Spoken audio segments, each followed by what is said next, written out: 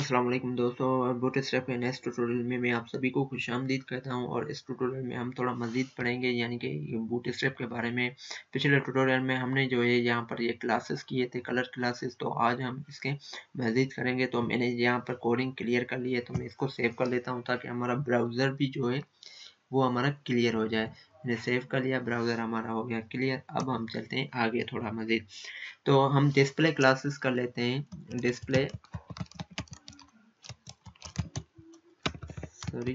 Classes मैंने right कर लिया। अब हम क्या करेंगे, यहाँ पर सबसे पहले मैं लिख रहा हूँ स्पेन टैग। स्पेन टैग हमारे पास क्या है, इनलाइन टैग है। स्पेन टैग हमारा इनलाइन टैग है। इसके अंदर मैं लिख रहा हूँ इनलाइन टैग। तो जैसे ही मैं इसको बीजी दे रहा हूँ, बीजी प्राइमरी क्लास बीजी डैश प्राइमरी।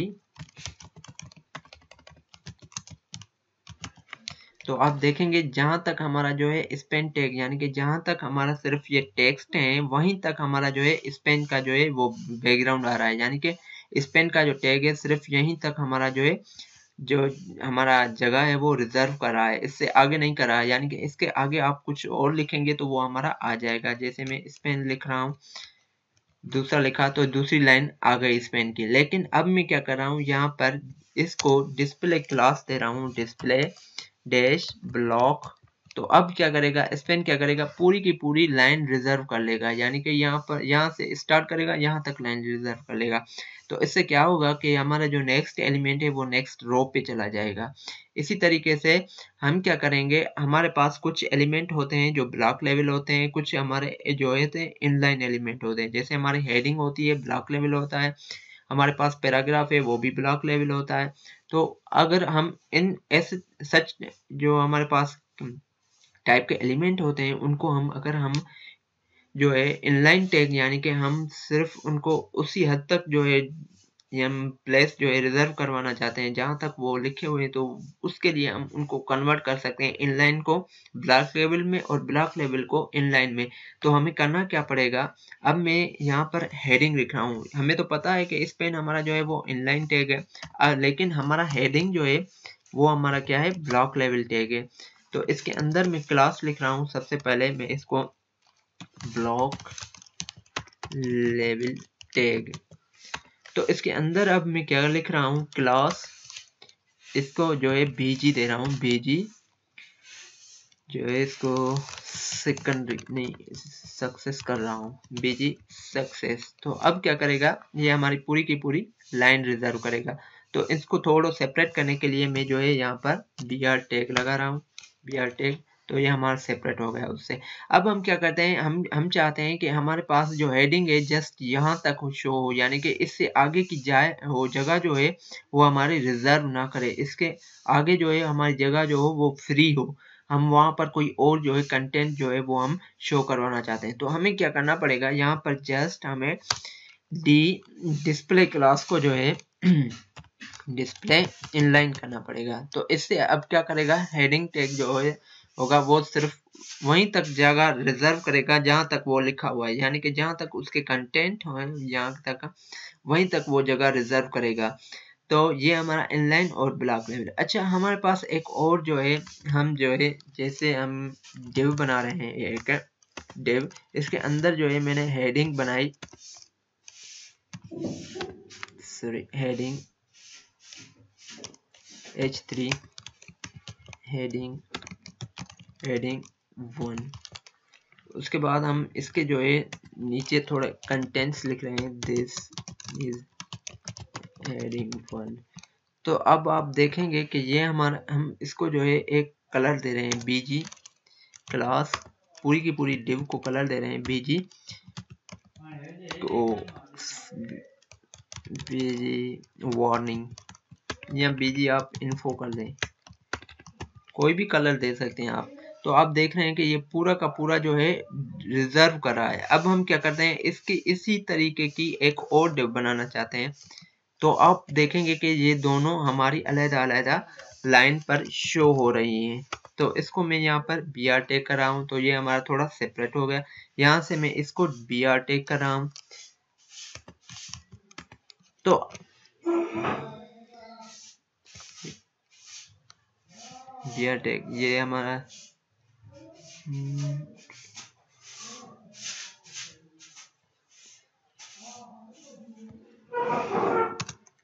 मार्जिन MB4 ओ सॉरी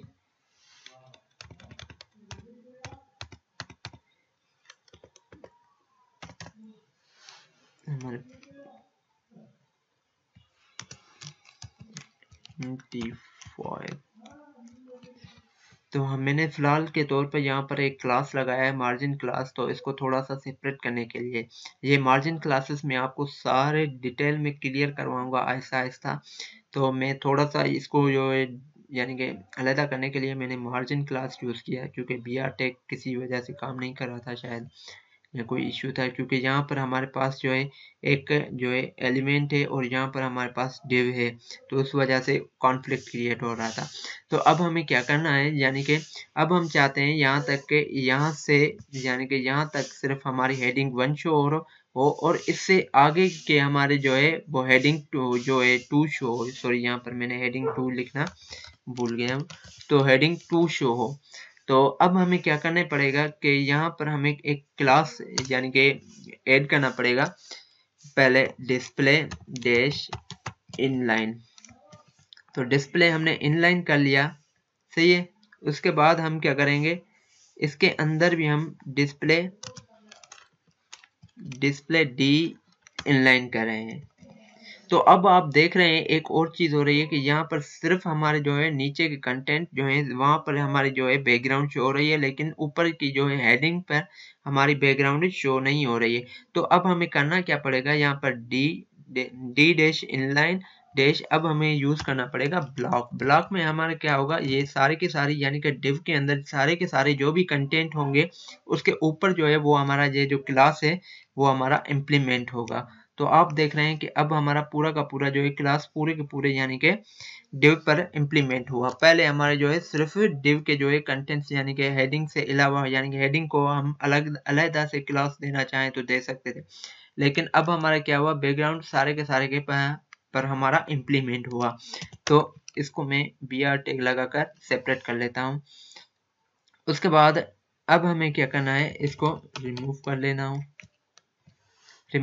हूँ और इसको भी मैं रिमूव कर लेता हूँ फिलहाल। तो अब हमारे पास एक और br में लगा लेता हूँ br, तो ये हमारा सेपरेट हो गया। सॉरी थोड़ी देर पहले मैं थोड़ा कंफ्यूज हो गया था, इसमें थोड़ी यानी कि आगे पीछे हो गया, हमें 2 br लगानी थी। तो इसके बाद हमारे पास नेक्स्ट जो है, अब हमें यही यानी कि यही चीज़ हमारे पास नीचे की यानी कि इस एलिमेंट पे भी इम्प्लीमेंट करनी है। तो अब हम क्या करेंगे, इसको भी हम जो है ब्लॉक लिखेंगे तो ये भी हमारा सेम हो जाएगा। अब हमें करना क्या है, इसको जो है हमें सेम लाइन पर प्रिंट करना है। तो अब हम क्या करेंगे, यहाँ से जो इन दोनों के दरमियान जो है मैंने br लगाई है इसको मैं रिमूव कर दूंगा। तो ये आप देखेंगे कि दोनों एक साथ जो है वो प्रिंट हुए हैं। तो सबसे पहले हमारा क्या हुआ, ये डिस्प्ले इनलाइन हुए यानी कि इसकी जितनी जो एरिया है वो ही यूज की। उसके बाद हमारे पास ये जो है एक साथ यानी कि इनके पूरे के पूरे यानी कि डिव पर हमने अप्लाई करने के लिए हम क्या किया, डिस्प्ले इनलाइन, और उसके साथ हमने ब्लॉक का जो है वो हमने यूज किया। उसके बाद हम नेक्स्ट चलते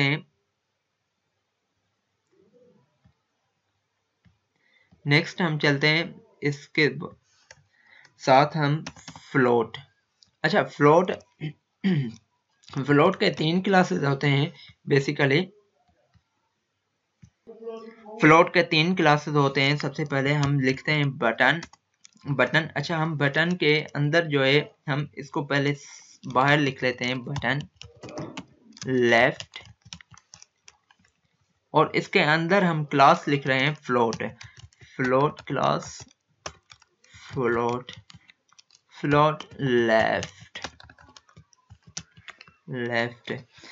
लेफ्ट आ गया। और उसके बाद हम क्या लिख रहे हैं, इसके साथ ही हम फ्लोट यानी कि ये हमारा जो है बटन जो होगा वो लेफ्ट साइड पर प्रिंट होगा, शो होगा। उसके साथ हम एक और क्लास लिख रहे हैं, नेक्स्ट क्लास जो है हम उसको जो है वो राइट कर देते हैं, फ्लोट राइट हो गया। तो फ्लोट राइट और लेफ्ट, उसके बाद हमारे पास क्या है, ये जो हमारे पास कंटेंट हैं वो हमारे जो शो हो रहे हैं, यानी कि इसके साथ ही हमारे पास एक और चीज शो हो रही है। तो अब हम देख रहे हैं कि ये हमारा एक बटन यहाँ पर शो हो रहा है, एक बटन हमारा ऊपर चला गया है। तो अब हम क्या करना पड़ेगा, इससे जो है हमें सेपरेट करना पड़ेगा div से। तो हम क्या करते हैं, यहाँ से हम br टैग लगा लेते हैं। तो ये हमारा यानी कि सेपरेट हो गए ये लाइन से। अब हम क्या करते हैं, इससे पहले कि हम जो है इसके अंदर यानी कि एक div बना लेते हैं, जिस div में हम दोनों जो है वो बटन्स रख लेते हैं, जिस div में हम दोनों बटन्स रख लेते हैं, सॉरी div। अगर आप जो है विजुअल स्टूडियो कोड यूज कर रहे हैं तो आपको क्या है, यानी कि सारे के सारे सिलेक्ट करके जस्ट अल्टर प्रेस करके इसको ऊपर करना है, तो ये हमारी div में अंदर आ जाएंगे। तो अब आप देखेंगे कि ये हमारी जो पूरी div है उसके अंदर आ गए। अब क्या करते हैं, हम चाहते हैं कि हम जो है यहाँ पर एक पैराग्राफ लिखें, जिसमें हम जो है जस्ट वर्ड्स हम यूज करें, तकरीबन lorem 400 वर्ड्स हमने lorem के लिख ली है। अब हमारे पास जो है एक चीज आप देख रहे होंगे यहाँ पर कि हमारे पास जो ये यानी कि लेटर्स हैं वो हमारे इन बटन्स के दरमियान आ गए हैं। यानी कि सबसे पहले मैं इनको थोड़ा सा सेपरेट कर लेता हूँ और br टैग लगाकर, तो आपको क्लियरली अंडरस्टैंड हो जाएगा। तो अब आप देख रहे हैं कि हमारे पास यहाँ पर ये जो यानी कि लेटर्स हैं यानी कि इन बटन्स के दरमियान भी आ गए हैं।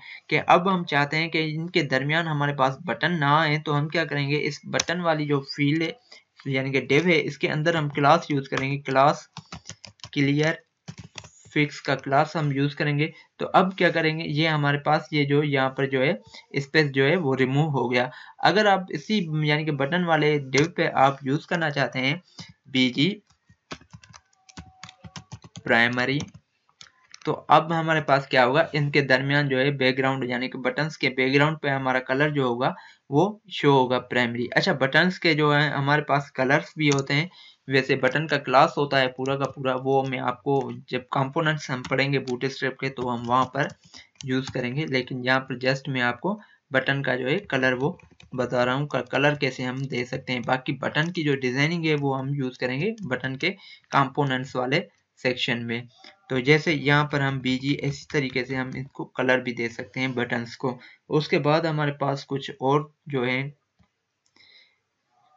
तो हैं यानी कि क्लासेस हैं, वो हमारा कुछ जो है ये ट्यूटोरियल थोड़ा लंबा हो गया है, तो वो हम जो है नेक्स्ट ट्यूटोरियल में हम करेंगे। Thanks for watching.